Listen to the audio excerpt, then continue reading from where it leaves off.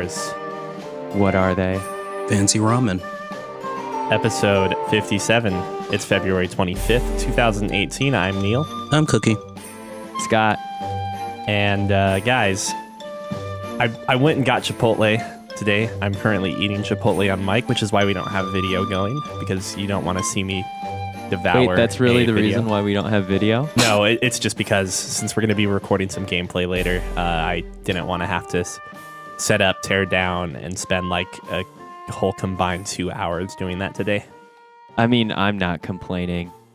Sierra saw me earlier and she's like, "Oh, you must not be recording video today." And I was like, "How did you know?" She said, "You'd never be caught dead on camera wearing a sweatshirt and sweatpants." Wait, you own sweatpants and sweatshirts? More importantly, I mean, what do your very pants matter? Wait, what'd you say? Why do my pants matter? Yeah. What if I get up in front of the camera? You think I wear like a collared shirt and then gym shorts underneath? Kind of. You have legs? That's what a lot of news people do, actually, I think. Yeah, well, I'm committed to the whole package here. Yes, I do own sweatpants, but as a concession, they are like skinny sweatpants. So there's that. Chipotle, kind of not as good as I remember it being ever. If you're vegan, Chipotle rocks. Their sofritas option is great. It's cheaper and it's still delicious. But is that a matter of proximity where it's like there's only one place, there's only like one quote unquote fast food place that has vegan friendly food? So, Taco Bell's actually particularly vegan friendly. I mean, You're vegan? it's not good food. if I'm you not want to vegan. trust it, like, I mean, Cookie, I made you a big meat pie once. You did, and I was confused. I was like, he can't be vegan. I guess he's vegan now. No, I can't. I can never be truly 100% vegan. Also, because I disagree with some things about veganism. Like, if you want to be a fundamental vegan and reject eating things like, say, honey or eggs, I can't keep up with that. That's too hard on me. Like, limiting my red meat, white meat intake is totally fine with me. Like, I'll eat closer to vegan or vegetarian if the option is available. and that's not even vegan, that's European. Yeah, exactly. I eat European. Back to my historical roots of being impoverished and unable to afford a chicken or a cow. Potatoes, tubers, man. It's all about those tubers. Yeah, man. I love potatoes. Beets. There's so many good tubers out there in the world. Actually, I don't know if beets count as... They might be... My plant biology is very poor. I'm actually going to stop here before I make a fool of myself. I'm mid-bite right now. I'm just watching you dig your hole, so, it's what else. Yeah. I'm not going to say this is going to be a short one, but I don't have a huge amount to talk about. And he's jinxed it. Yeah. Yeah, thanks. I have jinxed it at this point, which is good because this is how we fill time, is we just jinx it at the beginning and then we find a way. Speaking about not having much to say, I'm taking over the audio quite a bit, I know. What have you guys been up to this week besides indulging in Chipotle and then not feeling particularly indulgent about it? I started my new shift at work, so now I work in the morning and get off at like 4 o'clock in the afternoon. And that's been kind of glorious. I get home and I can play. I can actually play video games. Like I cleaned up the basement. The sun is still out, right? Yeah, I cleaned up. That's the best feeling. Yeah. So playing video games while you can see the sunlight. Pretty much. So I cleaned up the basement. I took out the VR again, and I've been playing some of that. I'll be talking about that in a little bit. And lots of Monster Hunter, and it's been beautiful. But next week I'm going to be getting off super late as per usual due to the fact that our company bought a second company and they're all getting onboarded on Monday. Oh, so you're not just buying that company and then letting them all go? Nah, we've been... You, Mr. Senior Executive Cookie? What? No, we've been going through like training with them. Training them. I've been hosting some training classes and things like that. So make sure you establish dominance early. Take somebody's coffee and just tell them that that's yours now. But no, so we get all the Scott Trade clients are going to be calling in on Monday. And this week just looks to be super duper busy. So they're like, all hands on deck. I'm also starting to get into overtime as well, or have been, I guess. So it's fun. I Although feel you, man. I don't necessarily let it stop my game playing. I just sleep less as a result of it. I can't function like that. I can. Yeah, that's like It's called like that's a cancerous amounts of caffeine. it's a war of attrition, Neil, and ultimately you and your body will lose if you play that way. But they'll lose together, and that's all Neil cares about. If my mind is dead by the time my body goes, then everything's okay. Like it's your body going before your mind, or your mind going before your body that are ultimately both terrible, right? I'm really upset that you've made what I think is a compelling enough argument for me to drop the point. Well, so speaking of playing video games, I have been putting in some mad hours into Breath of the Wild. I don't know how to track my total time in that game or any game on the Switch, so I can't give you figures. Isn't there a save time on the save file? No, there's no time. There is an hour minutes that dictates the time of the save, but not the total play time. I mean, it's in a weird Japanese metric when it says 58 hours, obviously, but sarcasm. Yeah. Kind of as like a quick heads up, I have quelled or calmed or appeased 2 of the divine beasts. And I just stopped on the third one, the Rito, the flying bird one. I'm assuming at this point no one cares about spoilers because this game's been out for like 6 years at this point. Yeah, it's going to be a year and like a little under a week. Actually, a week. Nice. So every time I play this game, and granted, this is me as like a narratively driven player. Like every game I play, with some exceptions like Hitman, have really strong story, real like a focus on characters, character development, story, narrative, whatever. Zelda does one thing better than I think like any open world game or most open world games have, and I find it hilarious because that thing, amongst other topics and subjects, mind you. But the one thing that I find they do great at is giving Link personality, despite the fact that Link has no dialogue and only like the most rudimentary choices. Am I wrong? Am I off base here? No, I think you're absolutely right. I know that they've added a lot of personality to our silent protagonist of Link, at least I think most notably from playing Ocarina of Time and forward. And that's partially because they have a lot of like, I guess, physical expression for him, both in how he moves and just how he responds to certain things. Like he has a very expression filled face at times in cutscenes and in Breath of the Wild, where I don't want to like get too in depth on it, but from Ocarina of Time forward, Link's face quite often has a context specific expression on it that has only grown as Nintendo's technology has gotten better. Ocarina of Time, it's mostly cutscenes. Same with Majora's Mask. Once you get to Wind Waker, you have Link's eyes kind of roaming around in rooms, and his expression changes where he's at. He also starts to physically respond to environments a little bit. You even have the ability to change his expressions when you do the selfies in Wind Waker, if I'm not mistaken. Yeah, absolutely. And so all those elements, I think, really... Nintendo's good at that, though. They do it with Mario, too, who is another relatively voiceless protagonist. Like, Mario has even less options than Link, I think, in most cases. And we're talking about a character that, like, when you encounter someone from the Yiga clan, your options are, yes, let's fight, or no, let's fight. Or, I'll buy your bananas, then we'll fight. Except, I think, actually, if you buy out their bananas, they don't fight you. I'm not 100% on that, but I remember trying that, and I can't remember the result. I've never found a Yiga merchant yet. So You haven't? I ran into they'll a sell you bunch of bananas at a travelers. super high price.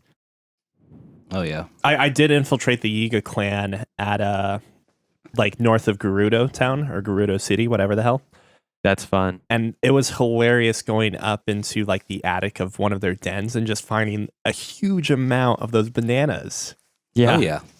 Just and then taking them all. And I was thinking to myself, like, if this were not a Zelda game, I would assume that the game was trying to tell me that the most opportune way to get through this stealth area is to just start chucking bananas from the rafters and then use that as a diversion. But then I remembered, oh, it's Zelda, and like Zelda by nature is quirky and weird. So this is just meant to be like a little bit of knowledge base of like, oh, they love bananas and here's their bananas.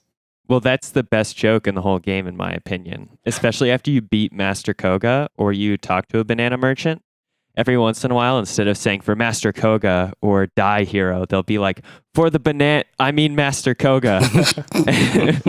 And the first time I saw it, it was laugh out loud funny. I mean, it's the best joke they have going for them. And it's surprisingly good time after time after time, because the Yiga become, I think, more and more incessant with your encounters as you get, I guess, further progress through the game. Yeah, that would make sense.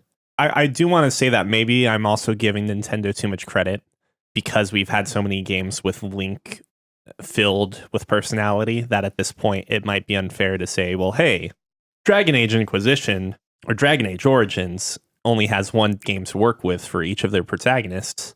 Whereas, you know, you're calling on, like you said, like basically starting from Ocarina of Time, that's when like you start to get more of like Link's quirks all the way through this game now. It's a little unfair to compare the two, but I don't know. I can't simply say that is the sole reason why Link is good in this game, because he still feels in ways different from the other games. And I think the game does like a good job of using its gameplay to also enhance his character. Like the first time I think the girl's name is Pura. When I got the camera functioning from her and she says to take a picture of her, I like purposely did a selfie with Link posing and Pura like slightly in the corner of the frame, so it still counted as a picture for Pura. But I don't know. It's just like small little things like that allow you to be goofy and like anti-serious at points, but then still when you need Link to be like the hero that he is, it feels perfectly natural for you to be doing the things that the game wants you to do. Whereas in Skyrim or Dragon Age, at times you just find yourself asking like, wait, why am I doing this? Or what am I doing? And what motivates my character to do this? I'm a fucking prisoner that just got lit out because who fucking knows why. My cell is apparently the cell that that has the secret passage in it. And now I'm going to help these people who imprison me. Yeah, there's no motivations to those games, and it I think that's like the driving reason why it's hard for me to get through most of those open world RPGs. With Breath of the Wild, like despite being given the whole narrative of like you're an amnesiac. Yeah, you don't know anything or you don't remember anything, but you could remember things if you go and track down these photos. But even if you don't, I'm still being driven based on like the mandatory cutscenes you get as you go from place to place or divine beast to divine beast. I can't get past how the storytelling in a lot of, I don't think it's region specific, but like a lot of the Western developed open world RPGs is so lacking compared to what this game is, which, like, to be quite honest, probably has less story than any of like the recent 3 or 4 Zeldas. And yet, in similarity with all these Western RPGs, it's the same basic format of once you leave the tutorial area, you're not being forced to do anything for the main storyline. You know, neither those Western RPGs or this game are really compelling you to complete your task with any sense of urgency, besides dialogue options and cutscenes trying to imply some urgency. I like it. I don't have anything to add. Sorry. Like the only time I felt like a game created a decent sense of urgency that I can think of in this sort of open world format. Oh shit, it's not even open world. I was going to talk about Dragon Age Origins and how when you get past the tutorial and the Darkspawn, I think is what they're called. Mm-hmm. Yes. They destroy Lothering. Like you can watch on the map as they grow more and more, or like more of like the dark spawn area or infested area grows further and further. Like it creates a nice sense of urgency of like, oh shit, if I don't do something, this whole map's going to be covered up, and then I can't go hang out with the prostitutes anymore, or whatever the fuck you do in Dragon Age Origins. I've got to save this land for the prostitutes. I don't know. That game is really fucking good.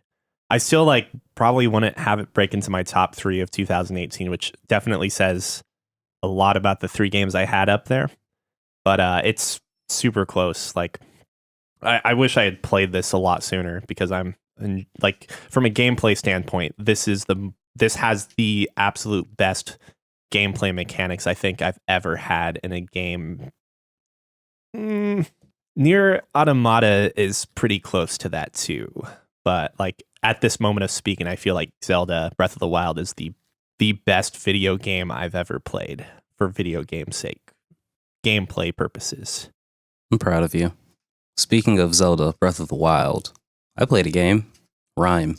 I don't remember if you guys remember when this game first came out, but people were saying via the trailers, it's like, oh yeah, this is going to be the Zelda for not the Nintendo console. I got it because it was one of the free PlayStation Plus games. I started playing it, and it's literally the only game I've actually ever played where my first thought was, why am I playing this? Like, what is my character doing?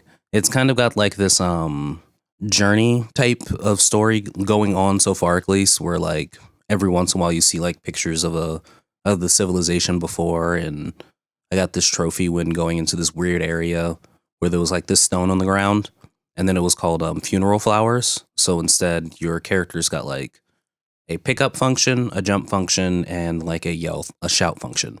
So whenever you hit the shout function around that, he would like whimper or cry instead of like yell, which made me think, oh, so I guess he knows what's going on in this world. I have no idea what's happening. But I just thought to myself, meh, this is okay. I got past the first area and into the second area without giving any kind of spoilers, because I can't justify giving spoilers for this because I don't know enough about it. And not to mention, it's a free game on PlayStation Plus, so it's like people could be playing it for the first time. Mm-hmm. Out of what I've played, I gave it about 2 hours worth of just like, okay, let's figure this out. And then I was like, okay, why am I playing this? The puzzle elements of it were kind of they gave you too much information. So it's like you could have to like rotate a platform, and the platform would turn a certain color when it's facing the right direction. Or when you've got the you've got to like slide bricks around. They've got those, but instead there would be a like gold skull outline where that brick is supposed to go. So they just gave away too much of like the puzzle aspect. So I was like, yeah, nah, I'm good. This game's okay. I give it, out of the 2 hours I played, 2 meh out of 5. When you speak about the story, like I'm familiar with the idea of using mystery or like a non-existent narrator or a lack of dialogue to inform you about the situation as a way to draw players in, because you want to know about what's happening so you continue to play it. And then like the ultimate resolution or story might not actually be that fulfilling, but it's the fact that you didn't know it playing through the game that makes it more rewarding, or maybe more of a shock value in some cases. So why do you think this game doesn't seem to pull you in that same way? So the reason I mentioned Journey before, there was, when you played Journey for the first time, or even like going through it a number of times, it said, hey, here's your objective. Get from point A to point B, and you're going to be doing these cool like little flourishing fly things, and the longer your scarf gets, the more you can fly and flourish and blah, blah, blah. This game quite literally puts you on a beach. Your character's like limping for about half a second. And then it just kind of opens up this world where you're like, okay, so what am I doing now? Cool. Looks like this is going to be like a couple of it's going to be some puzzles, and it's going to be some platforming. But it's like really, really simple puzzles and really, really simple platforming where they're, like I mentioned before, giving away the answers. So then it's like, I don't really care enough to play this game, because the gameplay loop wasn't enjoyable enough for me to care enough to figure out what's going on in the world. Sure. as far as I've gotten, it is like the king of this land does something, blah blah blah. The kid is connected to the king at some point, yada yada yada. There's no carnivores on this island until you release one, yada yada yada. And I'm like, okay, kind of over it. The gameplay loop wasn't interesting enough for me to actually justify wanting to know what's happening in the world. So how much of this is actually you not wanting to beat this game because of that New Year's resolution? Yeah, I probably should beat this game. It's a New Year's resolution. No, that thing's gone. Well, and yeah, I don't think it's necessarily worth beating a game just for the sake of beating it. Unless you're like 85% of the way through. But I was hoping I was 85% of the way through because I was like, the only reason I gave it 2 hours is I was like, okay, this seems like it's going to be a good ending stopping point here. I've caught up to the thing. I've done the thing, blah, blah, blah. And then it just opened up another world. And I was like, okay, never mind. I'm good. Because I'll be honest with you, I was done about an hour in. But I was like, I can kind of see the end of this area. So let's just finish this off. And as I mentioned, with getting off early from work from now on, I cleaned up the basement and I got on the old VR. So I started playing a game called The Red Stair. It is I guess technically it's room scale, but there's not many places to move around in with it. You are I guess a detective or a cop of some sort on a stakeout in a room that is across the street from an apartment complex full of could be communist spies. That's fucking cool. So you're taking pictures, and so basically you're looking at this apartment building and you can see inside the windows of 6 of the 6 rooms that the tenants on the other side live in, and you're kind of just watching them and taking pictures of what's going on. And they give you like little missions and things like that. So it kind of starts off with like, oh, hi, you're the guy who's before you. He died suddenly or had to leave, whatever. And you're taking over his post now. He's taken some notes on like what people wear, what their names are, and which rooms, which apartments they live in. Get familiar with them. And then this lady here, she's your main informant. Make sure to keep an eye on her. Okay, she's going to drop off this briefcase. It's got some sensitive information in it. Keep an eye on that briefcase. Make sure nothing happens to it. Now, you don't have any way of like going down or doing anything. All you can do is take pictures and fax them into the headquarters. So she drops the box. Slight spoiler, I guess, is like the first 5 minutes of the game. She drops the box off.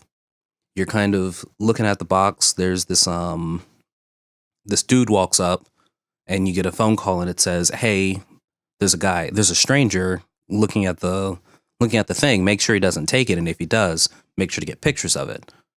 So you hear a gunshot and a flash in the top left corner of like your peripheral vision. So naturally you're going to look up to see what's happening. The chick who did the drop gets shot and pushed out the window and her body's falling. And if you're not paying attention to the briefcase, the dude walks away with it. So then it kind of like continues from there. Then it's like, okay, well, what happens to the briefcase? If you got pictures of it, they're like, sweet. If you either got a picture of him physically picking up the briefcase, they go, yeah, cool. I see here that this man picked up the briefcase. We'll hunt him down. Or if you didn't get quite that accurate of a shot, they'll be like, sweet, based on the shots that you got, we can surmise that the man took the briefcase. We'll try and hunt him down. Now we've put a second agent in the room. We've put a second agent in the apartment complex, figure out who she is. So then it's just like a mystery of trying to figure out who the new person is that's in this building based on the notes that you got from the previous guy who used to work the building, and just like taking pictures of people. And it'll like the system is when you take a picture of a person, that person usually gets highlighted and it writes their name underneath writes their name on the little Polaroid that prints out. And you can like stick it on your chalkboard. You can write little notes for yourself. But yeah, it's a really interesting game. I've played about 2 hours worth of it.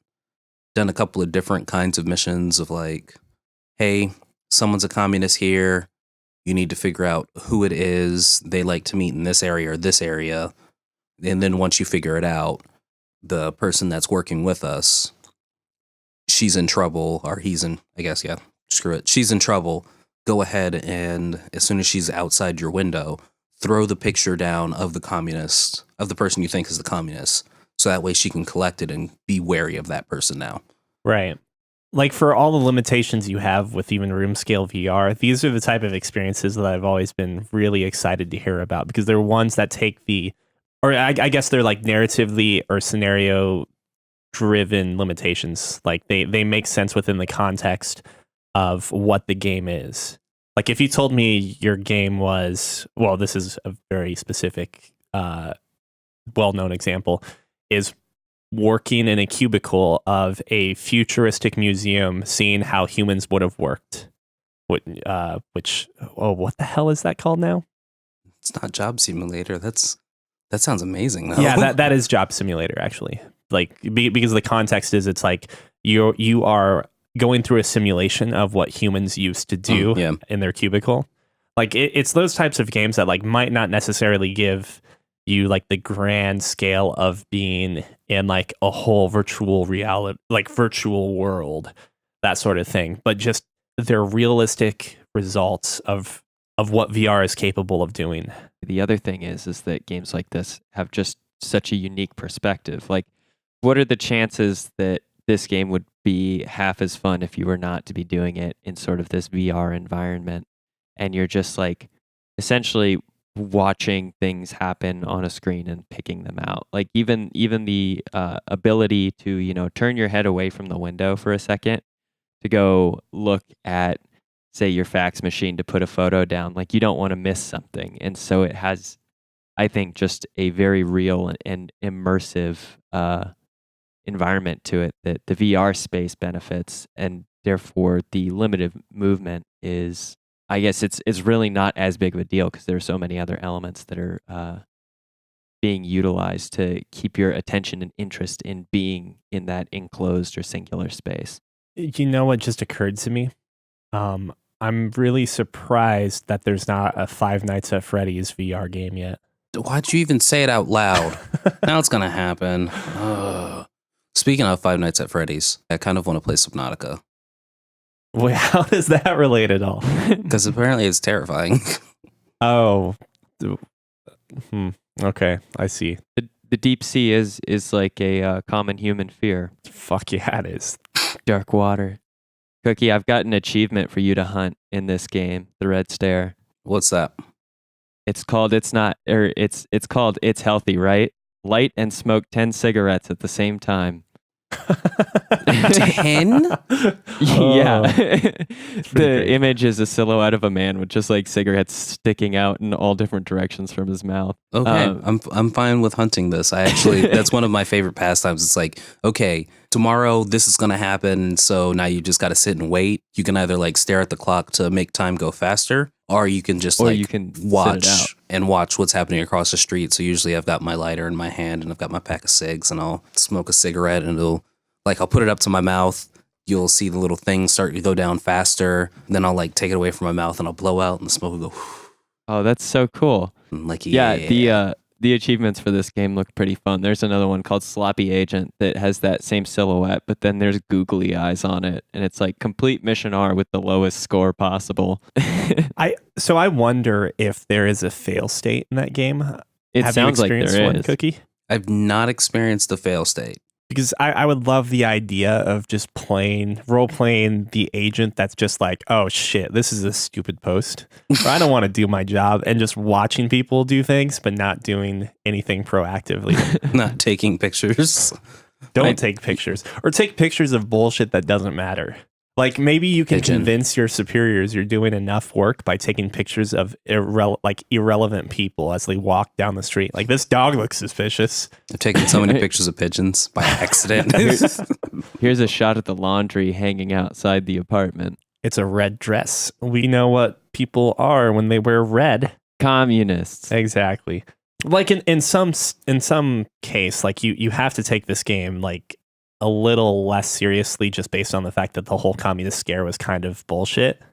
Not the entire communist scare. Don't get me wrong. I'm not saying we should all be commies. But what I'm saying is that like there were a lot of witch hunts. There are a lot of witch hunts. Just for witches. Well, yes. Isn't that the term though, where like you It's a commie hunt at that point. You would yes, but like, isn't a witch hunt something where you literally are looking for something that isn't there at times too? Or you can call it a crusade. That also works. A crusade, I feel like, is Just a mass purging of inferior people. and not to mention it also like that's what it claims to be, but it's also just about killing off a bunch of your own people accidentally in the process, or getting rid of political rivals, right? Accidentally. Sending Quote, sending your unquote. weakest heir to the front lines. But yeah, either way, Red Stare. I'm enjoying what I've been playing of it so far, and I'm like, yeah, let's just do this. I'm excited to be jumping back into VR to want to figure out like good things to play. So that's why Subnautica's recently hit my list of possible games. That is full VR support. Mhm. Wow. Okay. Tiff's played a bunch of that pre-release, but it was like pretty close to going gold since it came out officially. What, like 2 weeks ago? ish. Maybe a month at this point. I think Um, Subnautica is in that same category that players who are liking The Long Dark also really enjoyed Subnautica in a different sense. So So now it's just the long dark underwater and in VR. Yeah, and I don't hopefully think it's they've better had, than The Long Dark. I don't think they've had like the negative connotations with pricing, or and I could be wrong there, or with like a story mode destroying the experience for certain people. Oh my god. Because like the It was story, so bad. the story mode was always part of Subnautica from the get go. It's just when you were playing in early access, they may not have gotten to a specific point. I want to say the main thing that came out with the full release of Subnautica was the free roam mode. Oh, okay, yeah. So even more like motivation for people that don't want to be tied down by a narrative or story Yeah, it's pretty much the opposite approach. that The Long Dark took. Yeah, exactly. The Long Dark was first, let's build this really awesome sandbox and then I guess we constrain it should- with a story. And in Subnautica, it's like, here is a story experience that you can enjoy, but if you just want to sandbox it, go for it. So, Scott, what have you been playing? League of Legends. League I had of a- Legends. I actually had It's- a win streak before I started playing with Neil last night. Oh, hold on now. Who I'm also, kidding, I'm who kidding. also helped you get on that win streak? Yeah, actually, Neil continued the win streak for me. And No, then no, we just no. had- We lost our first game coming back to it that night, but I think we started the win streak together. Because Wait. we lost one we ranked started. match. Yeah, at the beginning of the day, we started the win streak. I kept it going while Neil was gone, and then he came back, and we Completely flubbed it. had a bad last game. It was tough. Oh, so what are we talking about? We're on to news at this point. Yeah, we're done talking about League. So, guys, remember when we talked about Mario Odyssey and how Luigi's not around and how that might be a conspiracy or might... That was the basis of my theory that Mario had killed his own brother, I think. Was that and part that's of the why theory? his clothes were available. Yes, and so... Oh yeah, I remember this now. Yeah. Well, it turns out Luigi is fine, and he's showing up in Mario Odyssey. I guess there's an update or something. But but Luigi's here. That's really what matters the most. Too bad we can't play as him. I would really love to play as Luigi. I love it when they bring other characters in, and especially when it's like the Super Mario Brothers 2 type of gameplay where each character has a slightly different. Oh yeah, you mean the Mario game that's not actually a Mario game? Yeah, it's not a Mario game at all. What do you mean I can't jump on the heads of my enemies? But I really like the fact that like if you play Luigi, you're kind of like you have less traction on the ground, but you have a higher jump. And then, Peach, you could float, and then Toad was just a shitty character all around. So It stays true to the that canon. was great. So this particular update brings in the balloon world. Have you guys had a chance to play it, or are you tempted to go back to Mario Odyssey now? I think I want to go back and play it. I just haven't gotten there yet. I might even try it later today. I just lent out my copy, so it'll be a That's second. probably a no. Uh-oh. You don't have this game, do you, Neil? No, Tiff does. Well, I mean, Okay, yes, so I do, I should say, but I you still do have then, not yeah. played past like 2 or 3 worlds in Mario Odyssey. You got to get to New Donk City. That's so much fun. It's the most fun I had with that game, and it's like maybe the 4th world. I recognize Mario Odyssey as a good game. I just don't necessarily. I think personally in 2018, having enough, or 17, having enough time and distance away from the game, playing it a bit here and there, and having played some of the Wii U games as well, Wii and Wii U Mario games, I kind of feel like Mario Odyssey is like overhyped. Go on. It's not that, and I'm not saying it's not a great game. I'm just saying that I think a majority of people playing Mario Odyssey and getting so excited about it have not played Mario Galaxy, have potentially not played Mario Sunshine. It's just the Mario Galaxy of our generation. I guess like maybe, yeah, that is probably true. Because was Galaxy on the Wii U? On the Wii, I think. See? Yeah, See? Galaxy was on the Wii, and then Galaxy 2, I don't know if it was Did that make also it to on the Wii or also That Wii was a U. weird sound I made. But like in some sense, I appreciate the gameplay of Mario Odyssey. It's just not. It's like it's not that much different, and it doesn't feel that much grander than Mario Galaxy. Whereas Breath of the Wild, going back to that for like 5 seconds, no matter where you leave off in the Zelda series, Breath of the Wild is just fucking groundbreaking. I think this radio silence is a wholehearted agreement. And an indication that it's time to talk about movies again. Hey guys, remember when we talked about video game movies and some of which that we didn't want to talk about? We're not going to talk about people hiding balloons in the balloon hunt minigame? We could. We should. Oh, so yeah. for anybody who has not started playing this but is intending to, one thing to be aware of is there is a mini game in which one player gets to hide a balloon, and then another player will wager coins to try and find the balloon within the time limit.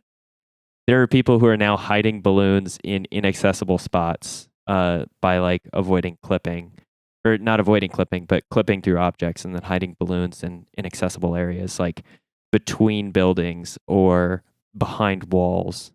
And so PSA, people are shitty and only take easy balloon challenges that children have made. Okay, that's all I had to Take all say. their coins. And Luigi will comment on your outfits, which is entertaining. Yeah, I saw a few of the examples. I think it's kind of funny. Luigi's great. Yeah. He's a good character. Good guy. Good guy. I'm just saying that when Mario went missing, like Luigi was there to help him out. And Luigi does a lot of shit that Mario's not willing to do, like go run through haunted houses with his vacuum cleaner. Or jump higher. Does he actually jump higher, or does he Mhm. just have more hang time, kind of like Peach? No, I think his jump is slightly higher than Mario's in most games, but maybe not all. Mario, Luigi. I mean, unless we're talking like Mario Party. If we're talking like Mario Party, then everybody's the same. Oh, there is one particular comment he makes. If Mario is wearing Peach's wedding dress, Luigi's comment is like, "Whoa, you're getting married? Why didn't you tell me? Oh, you're just wearing that as an outfit? Okay." Just want to point out that Luigi's like so accepting of his brother no matter what he does. Incredibly progressive. You know, if I were to have a brother, it would be Luigi. I guess I have brothers. and I so guess they're Luigi. they're all Luigi. But speaking of brothers and jumping slightly higher, I hear that something can run a lot faster. Terrible segue into A Sonic the Hedgehog movie. which has a tentative release date of November 2019. November 15th, 2019. Oh, excuse me. Because I'm counting down the days for this. Thanks, Yeah. Hollywood Reporter. You guys ever watch the Sonic cartoons? Examine. Depends which series, because there's Oh, I Been a guess I haven't couple. watched the Boom. Oh yeah. I guess I'm talking about the old like Sonic the animation. when yeah, he I was think really from into the chili 90s. dogs. Yeah, and he was short and fatter. It was not presenting a good body image for children back then. But he was But the he's fastest. a hedgehog, so he shouldn't be presenting any sort of like body image that children want to achieve. You say that now, but furries exist, Scott. So I think we've all accepted that, you know, animals and hedgehogs in particular I'm gonna can stop you serve there. So anyway, as would body you, image models for kids. would you be interested in seeing this movie at all? For the exact opposite reasons, and I won't go and see most video game movies. yes, because I'm weirdly fascinated by what the hell a What it could Sonic even movie be. would be. And how many like 3D chili dogs are we going to see in this movie? That's predominantly my biggest question. Did that Tetris movie ever come out? I don't Was think that so. real? I think so. Either way. And other news. Sorry, I just have an article up for this. For those of you guys who've been playing Metal Gear Survive, which is not me. Or me. Because you heard what I thought about that game. I think. Was that released anywhere? What do you mean? I know you watched me play Metal Gear Survive for like 5 minutes. Did we talk about that ever? I don't remember. Yeah, it doesn't It We matter. may have it was talked not about it good. outside of the podcast. Yeah. It was not good. You hit things with a spear. And for your information, I watched some gameplay of it with someone that had been playing for about 10 hours. And what was he doing? He was also hitting things with a spear. So I think that is the basis of that game, spear hunting, Metal Gear. Metal Gear Spear Hunting, the microtransaction. Metal Spear Solid. Ooh, I like this even better. Thanks. But yeah, Metal Spear Solid. All about the microtransactions, kind of, I guess. Yeah. Most Paying, recently, $10 for an extra save slot or something. yeah. I hear it's all the things that you hate about Metal Gear Solid and none of the things you love. Great idea. I just wanted to kind of bring that to light because I know we talk about how much microtransactions are things costing games. Like I think we discussed it with the Dragon Ball Super, the blue. Yeah, the blue versions of Goku and Vegeta. Super Saiyan God. Yeah, this one's charging you for save slots. Yeah. Just Character slave slot specifically, right? Because you have one save per character. Like it's a progressive thing, if I'm not mistaken. maybe. I just imagine it's like, hey, you want to build a second character? Give me $10. Yeah. Well, okay. So saying that, is it worse or better than Capcom charging $4 for the Ryu and Sakura emotes? I'm gonna call it worse. But $4 for a fucking pose. Yeah. Like, so if I wanted to get both emotes for, I think it's 2 each, Dragon Punch and Hadoken for Ryu and Sakura, maybe they're the same emotes. No, they're the same emotes. Okay. But Because you can do those emotes even without having the armor sets. wait, so they actually use the same emote between the 2 character models? Mhm. Wow, that's interesting. Because like even if I'm not, my character is not Sakura, I get could that. still do the emote and still hunt the monsters using Hadoukens and Shoryukens. I get that. I just assumed that they probably pulled the animation straight from Street Fighter V, and if they did, I am assuming that Sakura and Ryu use different, like spinal Startups. movements, if that makes sense. But maybe they modify the movements when you're using those costumes, because those costumes inherently look different or may function slightly differently than like the core male and female spines, if you will, in that game. Maybe I haven't decided not to spend the money on the emotes. Yeah. I figure So you'd have to spend nearly $10 if you wanted both of those emotes, though. Doesn't that seem like just as bad as character slots? But I can save multiple characters in Monster Hunter. Do you have a hard limit of characters in Monster Hunter, though? Maybe. I think it might just be 3, but that's enough because you have to go through the entire story mode with another thing, Right. rather than just swapping out gear and changing your armor. But what about the household that has one PlayStation 4 and 4 children that all are Monster Hunter fanatics? And in the past, it was okay because a Nintendo 3DS or DS at the time was affordable enough to get multiple ones, But now only one PS4 Plus console. And there What you a go. first world problem. And there you go. Each one has their own unique sign-in. Oh, bam, shit. Okay. Bam. There you go. I don't necessarily feel one way or another, but I was definitely trying to come up with at least a comparison because I don't necessarily think. I think the closest you can get to a comparison to charging for a character slot is MMOs that after you use 3 character slots, then they start charging you a few bucks for a second one. For another one. It's an inherent gameplay limitation, but depending on how many characters you get in Metal Gear Survive, it might not be that big of a deal. Because if you get 3, I mean, Lord knows people are probably only going to get. You get 1. Oh, You get one in Metal Gear Survive, and the next one you pay $10 for. Well, so I mean, you only need to play that game once to know you don't want to play it again, right? Exactly. The game's also $40 as opposed to $60, but maybe that's just them realizing that this game is not worth like a new AAA development price. Or, just the budget price. I've seen some pretty shitty $60 games. Man, that's a fucking steaming hot pile of shit from the sounds of it. I don't know. I've heard people say that there were cool ideas in it because it's definitely a survival sort of resource-based game. But then having watched some gameplay as well and watching that hunger and thirst meter just drop no matter what you're doing, like, oh, you're in a menu crafting things, you're getting thirstier and hungrier by the second. It's kind of demoralizing. If I want to play a horror survival game, I'll play We Happy Few. Thank you. I still think that game could be like really cool, really good. I should hop back on it. I don't know if now is the time because didn't they just take it off of early access on Steam? Did they? Yeah. I own it on the Microsoft thing. The Microsoft Store? Yeah, I think Gross. Microsoft Store, or maybe on Steam. I don't know. I own it somewhere because I got super excited for that trailer. And then I was like, oh, it's already out? Then I started playing it for 5 minutes and I was like, oh, this is the type of game it is? Then I deleted it shortly after. Yeah, we might not have talked about it, but because it's not out, so that means it's not officially a game, right? Isn't that how it goes? Like Kingdom Hearts 3? I think it's closer to officially being a game than Kingdom Hearts 3 is. I don't know, man. We basically saw like what a quarter of that game is going to be with the Monsters Inc. trailer. Yeah, we know a lot about this game, and yet. Yeah, it doesn't exist. Yeah, so when We Happy Few was delayed last month, they pulled it from Steam. Oh, well, that happened. Yeah, so if you have suggestions or questions or suggestive questions, you can write into podcast@fancyramen.com.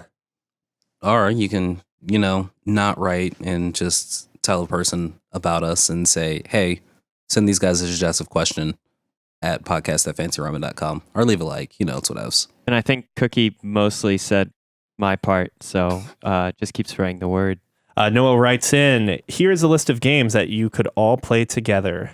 Kerbal Space Program. See who can build a rocket or plane that can land on the moon first or something like that.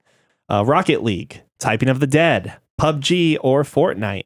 The original XCOM. Just name your cast and watch them all die in a few missions. A game where you can make horrible choices like with Until Dawn. Maybe finish Persona 1.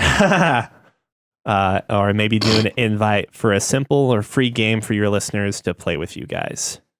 I'm always down to play with somebody. And I actually really like this idea of building. Hey, you found it. I found the pop filter. Seeing who can be the first person to build a rocket that can land on the moon. Yeah, or Rocket League, where you just send your car to the moon. Rocket League. Play soccer on it.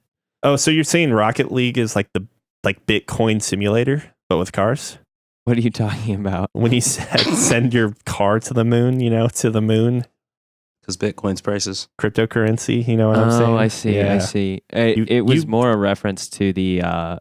No, I understand pitch. what it was a reference to. There's but a moon-based pitch in Rocket League that's actually one of my more preferred places to play because it has a different shape. So it's a lot of fun. It's very hectic. What system do you have Rocket League on? I've got it on my computer. Well, you're dead to me still. Have a good day. Kerbal Space Program seems like an awfully fun idea. I actually have been going through ideas to play with John, Keith, and Buck. Yeah, maybe Kerbal Space Program. So what are you looking forward to? Stardew Valley's multiplayer is done, apparently. Oh, cool. So now we can both play, and I can re-download that on my Switch. But not quite yet, and unfortunately I don't have it on Switch either. Well, then never mind. Now I'm dead to you. Have a good day. It'll enter QA after translations are complete since that game is out in like 20 different languages. But there's actually a site, like an end in sight now. And there's also apparently a short film adaptation of Papers, Please, and it's now available on YouTube. And have we talked about that game before? I'm like positive we have. We have. So it's like a 10-minute long short film. I am totally checking it out. at some point today. Along with that, I already got it queued up. so Spike Chunsoft is they basically announced that they'll be announcing, that's redundant, 5 new games come March 23rd in a like Spike Chunsoft sort of direct or live stream. That's notable mostly because aside from doing games that I'm the only one interested in, like Danganronpa, they've also done games like They've done some Pokemon titles. yeah, Pokemon. They've done they did the last Mario Sonic Olympics game too, if I'm not mistaken, the Rio game. They have a catalog to choose from, so to speak. So I'm really curious as to what they're going to be releasing. As Chunsoft, they made all the original Dragon Quest games too, by the way, but they did not carry development past Dragon Age 4. But they also did the Zero Escape series and Fire Pro Wrestling last year too. Got anything you're looking forward to, Scott? Oh, you know it. Into the Breach releases in 2 days. So on Tuesday. Woot! And I am thrilled to play this. It is from developer Subset Games, who many people may know from FTL, Faster Than Light. I'm assuming it should have some like killer soundtrack tracks, because I loved FTL's tracks. And it also looks like a pretty difficult Advance War style grid combat game, which actually is a callback to our earlier conversation, which I don't know if you're adding it in the recording or not. Well, I guess you can't. But anyway, it's gone. Bam. I love turn-based games that are like Advance Wars, especially when they're obscenely difficult, because I'm bad at them, and so they're very rewarding when I complete anything. It looks really cool. It seems to have a lot of features that should be familiar with FTL players, with environmental hazards, and it's probably going to have different types of scenarios that randomly spawn in the game. But the basic premise is you're using your future military force to fight off what seems like an alien threat, and if you lose, you have to go back in time to try again. And so I think it's probably going to be obscenely difficult and force you to really learn the most effective or efficient combat and techniques through trial and error. And I'm just really looking forward to it. I'm really curious as to how the game is going to be difficult. Like, is that difficulty going to come from resource management or things that you do outside of combat? It looks like it will probably be a combination of resource management and also like map control. And then there's also bonus objectives as well. And so there's probably there's a way to scrape by, but then there's a way to be more successful by completing bonus objectives that probably add an extra level of difficulty or like juggling in how you handle that particular mission. But yeah, I'm looking forward to buying this, and then I'll talk about it and my experience on the podcast once I get some hours in. I don't have much I'm looking forward to right now. Next week's just going to be kind of a work, go to sleep, work, go to sleep. Have you guys been watching anime at all lately? We watched the Full Metal Alchemist movie, live action movie. I don't think I mentioned that. But we watched that, and that kind of spurred me on to watching so we started over, and we're watching Brotherhood right now. How many episodes is in Brotherhood? 50 something? 52? Damn, 54? It's a long series. It is a lot. It's a good series. At 22 minutes a pop, that's quite a bit. It's not quite a bit. 12 minutes of 12 minutes of Steven Universe. Oh, but I guess I'm also watching Katana. I'm also watching Katana Maidens. Katana Maidens. Mm-hmm. I saw a fight scene and was like, oh, this looks actually kind of interesting. Let's do it. Interesting. I'm going into the back catalog a little bit. I really enjoyed Gurren Lagann and Kill la Kill by Studio Trigger. They've released a new show called Darling in the Franxx, and so before I watch that, I'm watching one that I totally forgot about that they released called Kisniver. And so I'm about That was good. halfway through that, I think. I like the premise. It's pretty interesting. And like all good Studio Trigger films, they have many interesting characters with some pretty entertaining tropes. So, Well, Darling in the Franxx has now been added. Wow, this looks like extremely typical. Which Katana Maidens? which one? Darling in the Franxx. I like when I saw the poster for it. Granted, I know not to judge just based on promotional material. I know but- nothing about it, so The poster of it looks very like regular shonen, which Yeah, is doesn't it though? Yeah. So that makes me excited. yeah, just because like Trigger's not really known for doing that type of show, and I'm pretty curious. I mean, going from Space Patrol Luluco to this. Audacious Space Pirates. But yeah, so I'm curious. I'll have to check that out. I've been watching Natsume no Yujin show. No, Natsume Yujin show, I think is what it's called. And the English title is? This thing again. It is Natsume's Book of Friends. For what I'm going to tell you the story is, it's actually a really lighthearted, chill show, which has been like kind of a good way to relax. But the protagonist the protagonist has always dealt with watching spirits or ghosts as a kid or throughout his life.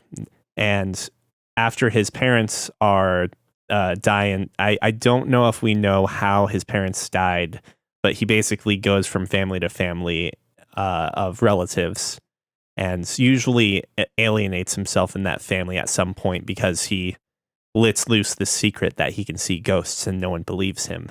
Ghosts and demons, I should say. Other worldly spirits, yokai, etc.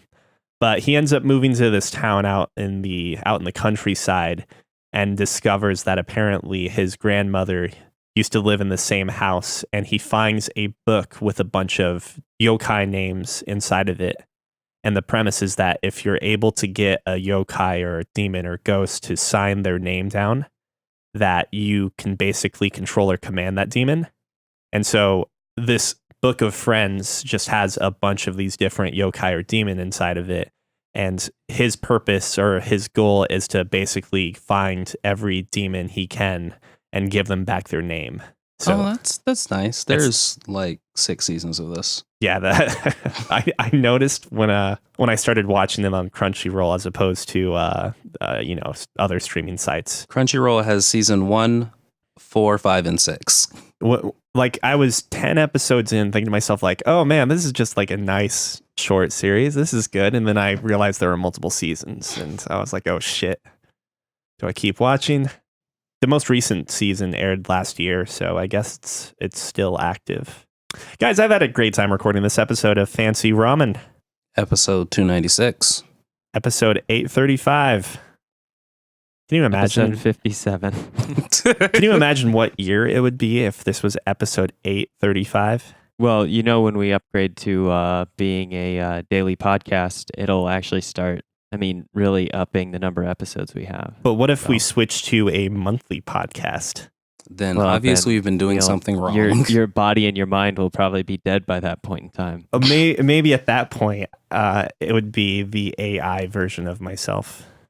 For all you know, I'm experiencing existence right now in the past, and I'm actually an AI in the year 2335. Learning how humans used to interact with each other. Exactly. AKA Job Simulator. I think there's a Black That Mirror explains episode about that. why Anyway. That explains why you have such a hard time, like, talking to dogs normally. This explains everything. My advanced mechanical species cannot handle like small organic entities. You can't pass the Turing test because you act really weird around animals. Well, I've solved the mystery of my life. I'm satisfied with this episode. And I'm Neil. Okay. See you next week, everybody. All right, Neil, power down.